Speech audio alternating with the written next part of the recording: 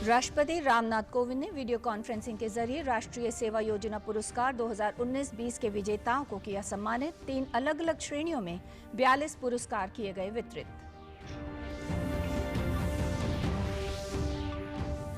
केंद्रीय वित्त मंत्री निर्मला सीतारमण आज हरियाणा दौरे पर। मुख्यमंत्री मनोहर लाल से की मुलाकात। कहा, देश में तेजी से हो रहे हैं आर्थिक सुधार।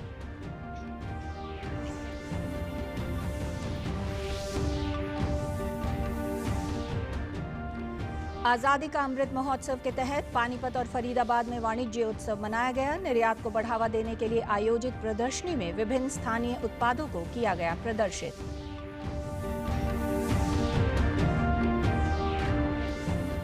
और राष्ट्रीय व्यापी टीकाकरण अभियान के तहत देश में अब तक किया गया 84 करोड़ से अधिक कोविड रोधी टीकाकरण। रिकवरी दर हुई 97.8%।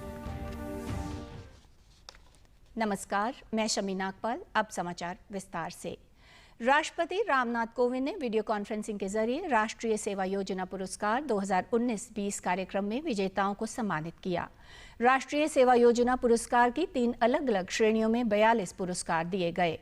पुरस्कार वितरित करने के बाद अपने संबोधन में राष्ट्रपति ने युवा शक्ति को सामाजिक परिवर्तन का ध्वजवाहक बताया। एक दूरदर्शितापूर्ण योजना मानता हूँ कि इसके माध्यम से स्कूल और कॉलेज में शिक्षा प्राप्त करने वाले विद्यार्थियों को समाज और देश की सेवा से जुड़ने का अवसर जीवन के आरंभ में ही प्राप्त हो जाता है। युवा शक्ति का समुचित मार्गदर्शन करने वाली इस महत्वपूर्ण योजना का सफलतापूर्वक संचालन करने के लिए मैं युवा मामले और खेल मंत्री श्री अनुराग सिंह ठाकुर और उनकी पूरी टीम को साधुवाद देता हूँ। राष्ट्रपति ने कहा कि उन्हें आज प्रदान किए गए 42 पुरस्कारों में से 14 पुरस्कार बेटियों को देने में विशेष प्रसन्नता हुई। उन्होंने कहा कि जिस समाज में बेटियों को जीवन के हर क्षेत्र में उनकी चाहत, क्षमता और संभावना के मुताबिक आगे बढ़ने के अवसर प्राप्त होते हैं, वही समाज प्रगतिशील होता है। मेरा सदैव यह विश्वास रहा है कि जिस समाज में बेटियों को जीवन के हर क्षेत्र में उनकी अपनी चाहत, क्षमता और संभावना के अनुसार आगे बढ़ने के अवसर प्राप्त होते हैं, वही समाज प्रगतिशील होता है, वही देश भी महान होता है। जहां ऐसी सोच को हर प्रकार से प्रोत्साहित किया जाता है। आज मुझे यह देखकर विशेष प्रसन्नता हुई कि समारोह में प्रदान किए गए 42 पुरस्कारों में से 14 पुरस्कार हमारी बेटियों ने प्राप्त किए हैं। इस अवसर पर केंद्रीय युवा कार्यक्रम एवं खेल मंत्री अनुराग सिंह ठाकुर ने कहा कि जब देश कोविड-19 महामारी से जूझ रहा है, ऐसे में राष्ट्रीय सेवा योजना के स्वयंसेवकों ने सामुदायिक सेवाओं में आगे बढ़कर काम किया है। और देश कोविड महामारी से जूझ रहा है। मुझे जानकर प्रसन्नता हो रही है कि पूरे देश में राष्ट्रीय सेवा योजना स्वयंसेवकों ने सामुदायिक सेवाओं के लिए पूरे मन से काम किया है। और जब भी देश के ऊपर कोई राष्ट्रीय संकट होता है तो राष्ट्रीय सेवा योजना के हमारे स्वयंसेवक हमेशा आगे आकर। केंद्रीय वित्त मंत्री निर्मला सीतारमण ने आज चंडीगढ़ और पंचकुला में आयोजित कार्यक्रमों में हिस्सा लिया। उन्होंने मुख्यमंत्री मनोहर लाल से भी मुलाकात की। पत्रकार वार्ता को संबोधित करते हुए वित्त मंत्री ने कहा कि देश की अर्थव्यवस्था में लगातार सुधार हो रहे हैं। उन्होंने कहा कि केंद्र सरकार का सबका साथ, सबका विकास और सबका विश्वास का नारा है और व्यवस्थाओं में हर वर्ग का ध्यान रखा जा रहा है। वित्त मंत्री ने कहा कि अब देश में व्यापार करना आसान हुआ है और हर वर्ष निम्न वर्ग के लिए कोई न कोई योजना जारी की जाती है। आर्थिक व्यवस्था में सबको मन में रखते हुए कार्यक्रम भी और स्कीम्स भी चलाने, वो फिलॉसफी आप सबको मालूम है, सबका साथ, सबका विकास, सबका विश्वास। और इस अगस्त 15 को हमने ये भी जोड़ा है, प्रधानमंत्री जी के भाषण के द्वारा we got to know that we are adding also सबके प्रयास। सो सबका विश्वास के बाद सबका प्रयास भी। So in a way, everybody is being brought in as bhagidari in a economic activity which has to go in not small changes but transformational changes. But even as this was going on, you had Corona coming in, and as a result, industry bhi, chote ho, bade ho, they are changing their ways of business. There's a lot of digitization happening. There's a lot of robotics coming into manufacturing. Even small businesses are benefiting from supply chains which are a lot more mechanized, a lot more linked through digital. So rapid changes are happening, and in this rapid change, the philosophy of Sabka Saath, Sabka Vikas, Sabka Vishwas, and now Sabka Prayas is not forgotten. केंद्रीय वित्त मंत्री ने पंचकुला में Covid टीकाकरण केंद्र का दौरा कर वहां उपलब्ध सुविधाओं का निरीक्षण किया। उन्होंने आर्थिक सुधार, समृद्धि एवं मोदी जी विषय पर आयोजित सेमिनार को भी संबोधित किया। वित्त मंत्री ने उद्योगपतियों की एक संस्था और व्यापार जगत से जुड़े लोगों से भी मुलाकात की। मुख्यमंत्री मनोहर लाल ने आज प्रदेश में मधुमक्खी पालन को बढ़ावा देने के उद्देश्य से हरियाणा मधुमक्खी पालन नीति 2021 और कार्य योजना 2021 से 2030 का शुभारंभ किया। मुख्यमंत्री ने अधिकारियों को वर्ष 2030 तक शहद के उत्पादन को 10 गुना तक बढ़ाने का लक्ष्य निर्धारित करने के निर्देश दिए। मुख्यमंत्री ने कहा कि मधुमक्खी पालन के साथ साथ किसानों को सूरजमुखी और सरसों जैसी वैकल्पिक फसलों की बुआई के लिए भी प्रोत्साहित किया जाएगा। उन्होंने कहा कि शहद और इसके उत्पादों की बिक्री से किसानों की आय में बढ़ोतरी होगी। देश भर के लगभग 700 जिलों में आजादी का अमृत महोत्सव के तहत वाणिज्य उत्सव मनाया जा रहा है। आज फरीदाबाद में आयोजित कार्यक्रम का शुभारंभ फरीदाबाद के उपायुक्त जितेंद्र यादव ने किया और निर्यात से संबंधित प्रदर्शनी का अवलोकन भी किया। इस अवसर पर फरीदाबाद के उद्योग जगत द्वारा निर्यात की जाने वाली उत्पादों की प्रदर्शनी लगाई गई। उपायुक्त जितेंद्र यादव ने बताया कि इस प्रकार के कार्यक्रमों के माध्यम से उद्योगपति अपने उत्पादों की गुणवत्ता को बढ़ाकर निर्यात के लिए तैयार कर सकते हैं। उन्होंने कहा कि वाणिज्य उत्सव से देश के निर्यात को बढ़ावा मिलेगा।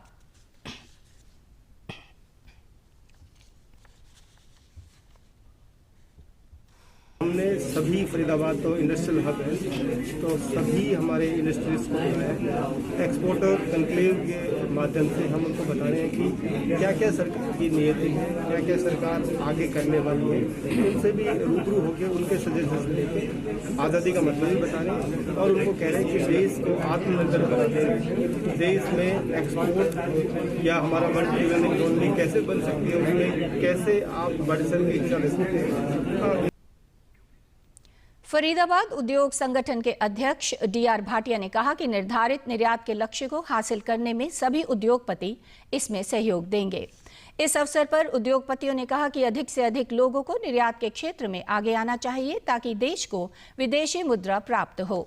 एक्सपोर्ट वीक चल रहा है वाणिज्य मंत्रालय की तरफ से 20 तारीख से 26 तारीख तक का।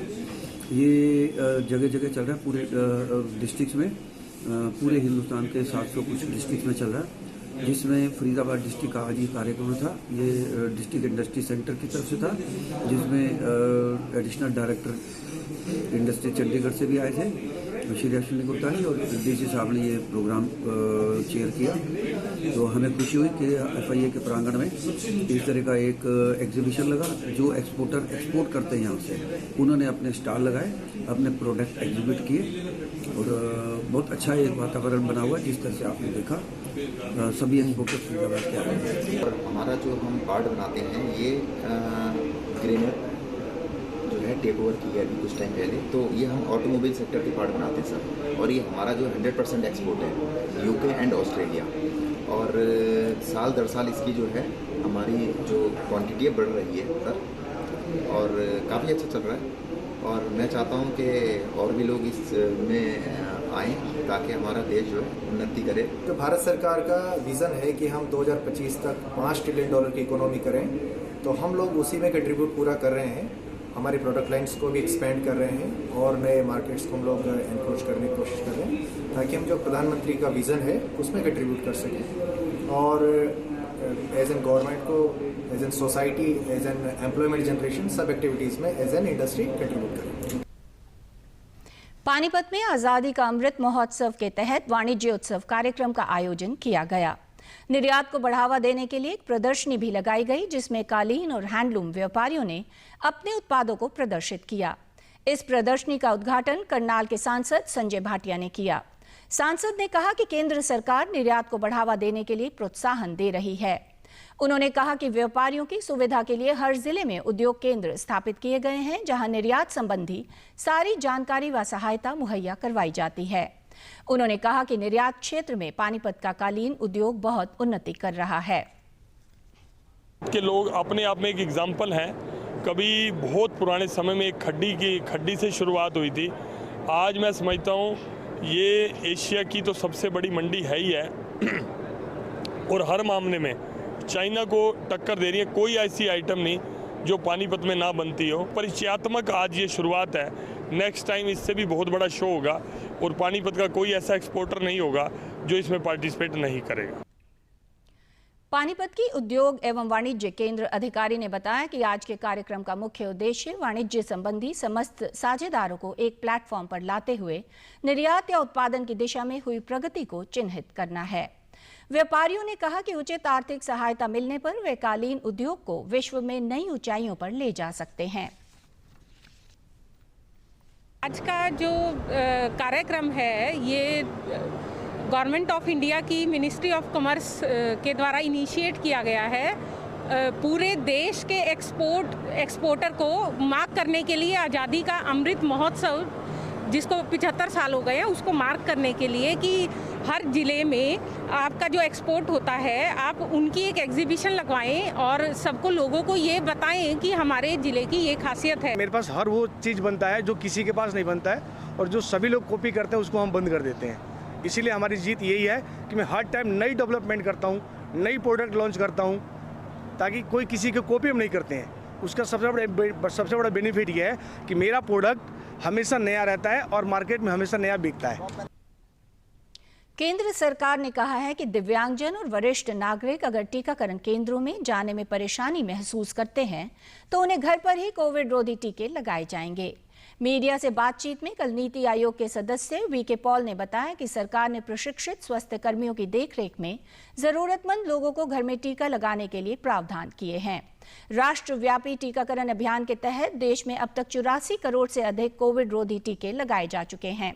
स्वस्थ होने की राष्ट्रीय दर 97.8% हो गई है। प्रदेश में भी अब तक कोरोना रोधी टीके की लगभग 2 करोड़ 17 लाख से अधिक खुराक दी चुकी हैं।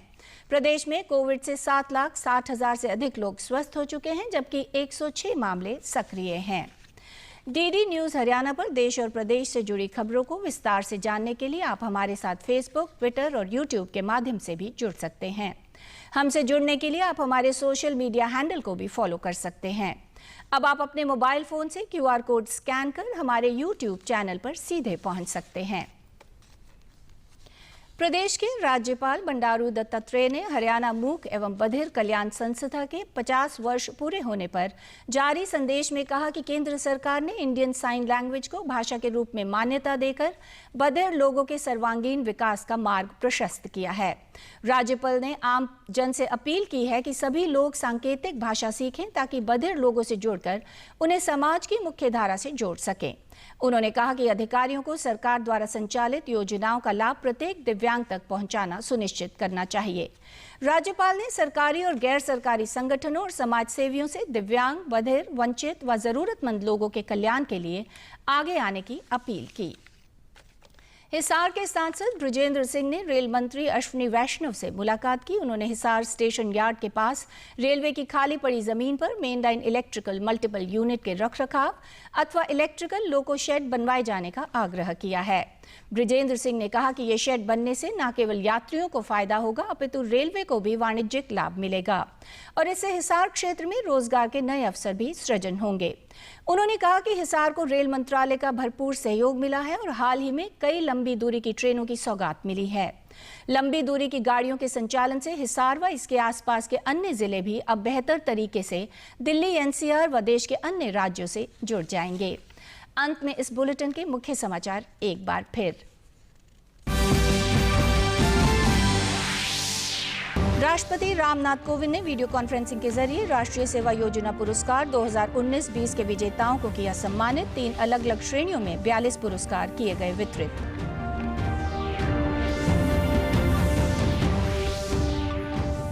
केंद्रीय वित्त मंत्री निर्मला सीतारमण आज हरियाणा दौरे पर। मुख्यमंत्री मनोहर लाल से की मुलाकात। कहा, देश में तेजी से हो रहे हैं आर्थिक सुधार।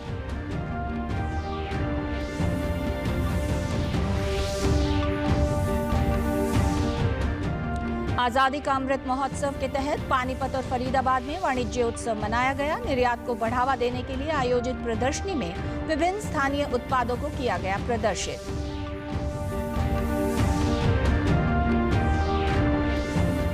और राष्ट्रव्यापी टीकाकरण अभियान के तहत देश में अब तक किया गया 84 करोड़ से अधिक कोविड रोधी टीकाकरण। रिकवरी दर हुई 97.8%। सभी दर्शकों से अपील है कि आप जब भी घर से बाहर निकलें तब मास्क जरूर पहनें, 2 गज की दूरी बनाए रखें और एक नियमित अंतराल पर अपने हाथ धोते रहें। और अगर आप पात्र हैं तो टीकाकरण अवश्य करवाएं, तभी आप कोरोना महामारी से बच सकते हैं। आज के बुलेटिन में बस इतना ही। नमस्कार।